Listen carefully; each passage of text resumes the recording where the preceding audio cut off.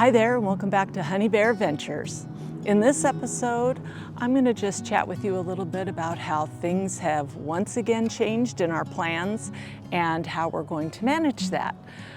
I've titled this video Nomads No More, and it's true, sort of, but not completely. So we are not giving up on the channel and we are not stopping our adventure. We're just on a bit of a pause for the winter, but that doesn't mean that we're not going to keep posting. We're going to keep showing you what we find along the way, show you what you can do here in the Treasure Valley in Idaho, and hopefully give you some ideas of what you can do when you come to Idaho.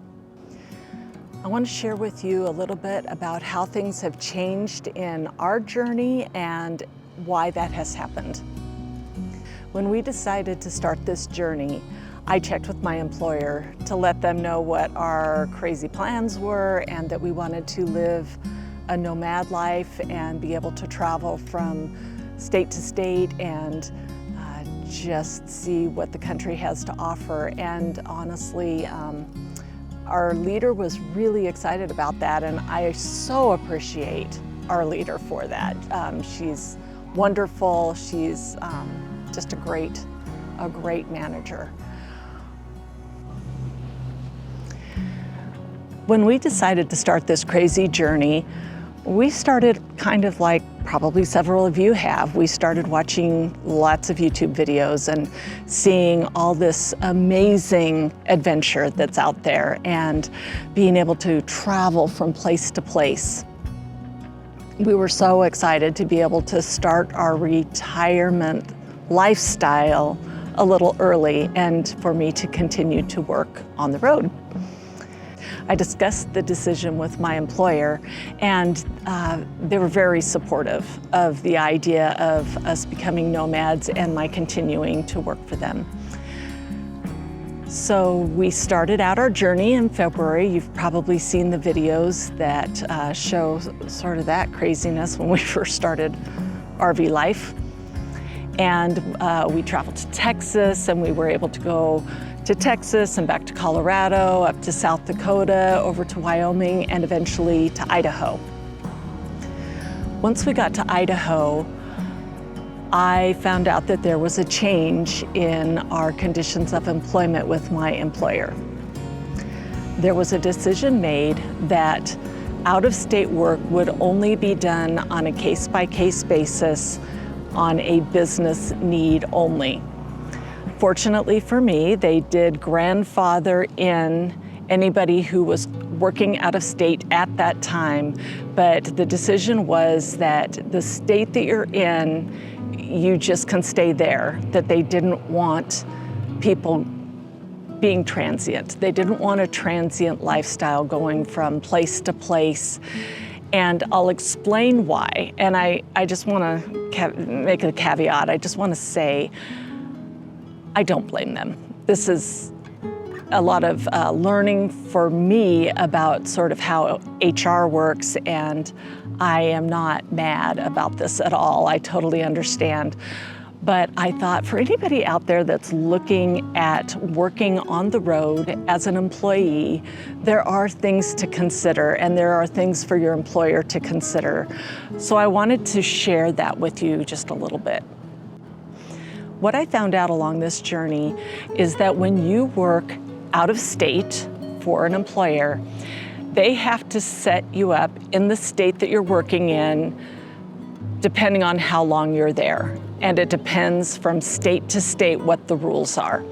So there are some states that say, if you're here for one day, we want you to pay income tax to our state. There are other states that say, you can stay for 2 weeks, but no more than that. It just varies depending on the state. And then there are states that have no income tax. So we wanted to come to Idaho. That was our plan, is to spend time in Idaho, to be close to family. We've talked about that a little bit in the previous videos that we've done, why we're in Idaho, why we chose to stay here for the summer, some of the things that have happened along the way, and some of those best laid plans that did not go as planned. What we found out is that my employer had to jump through a lot of hoops for me to be able to be in Idaho. And it's not just about income tax. It is about unemployment, and it's about workers' compensation. So each state has separate rules and a separate setup for unemployment and workers' compensation. So for me to be able to come to Idaho, my employer had to not only set up income tax, but also had to have a plan for unemployment and a plan for workers' compensation. That turned out to be a lot of work for them, and I really appreciate that they did that for me so I could be in Idaho and we could be near our family. However, with that, they made the decision that this is not sustainable for a transient lifestyle, because each time we move, there's hoops that have to be jumped through by human resources to get us set up with income tax, with workers' compensation, and with unemployment. Some states it wouldn't matter. There's Texas or South Dakota, they don't have income tax, but there's still workers' compensation and unemployment. So there are still things that have to be done, and that's just more work than they can really manage. With that said, we are staying in Idaho. Fortunately, like I said, my employer said we can stay in Idaho, and we're all set up already, so that's the plan. We will be in Idaho for the remainder of the year, and we'll be in an RV park in the Treasure Valley until next March. Actually, we will be in the Treasure Valley until the end of next March.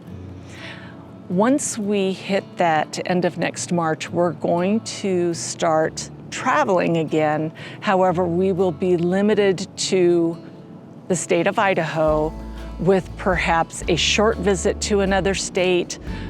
For instance, we would love to go back to the Grand Tetons, we'd love to go up to Glacier, but those would be very short visits because I'm limited on the amount of time I can work in those other states. What I'd like to say is please don't give up on us. We're still here. We are still going to be recording our adventures, and we're going to do in-depth on what you can do in the Treasure Valley. So what is there here to do for kids, and what is it like here during the holidays? We know that Caldwell has a really great display that they do with an ice skating rink and beautiful lighting. So we'll show you what that looks like, and we're going to show you some of the neighborhoods. They have really great light displays around here, and they go all out. So we're going to just kind of do a holiday tour in the Treasure Valley so that you can see what that's like for December. And we'll just continue to show what we find along the way, the work that's being done on the rig, and we'll just kind of keep taking you along for this ride. I would also like to show you what it's like living full-time in an RV park as opposed to coming in for a day or two and then leaving again. So we're hoping to get to know some of our neighbors and maybe interview them for a story, or talk to them about what their RV journey has been like, because the greatest thing about this life is the stories that you hear along the way. I just want to say thank you so much for joining us on this journey so far, for everyone who has subscribed, liked, and left us comments. We so appreciate that, and we are really enjoying getting to hear some of your stories and see the comments that you leave, so we really appreciate it. If you like this video or the others that we've done, we do ask that you would subscribe to our channel and just join us on this journey. It's whether we're traveling or not, it's still a journey. Next summer, we do plan on doing a lot of boondocking. I know that that seems to be what people are really interested in, is the boondocking, and we just can't do that during the winter in Idaho because seriously, it's cold and snowy, and we don't want to take that chance in a motorhome. But we will next summer. We will be boondocking and doing some traveling in Idaho, so we will show you what we find. So with that, again, we appreciate you joining us along this journey, and take care. We'll see you soon.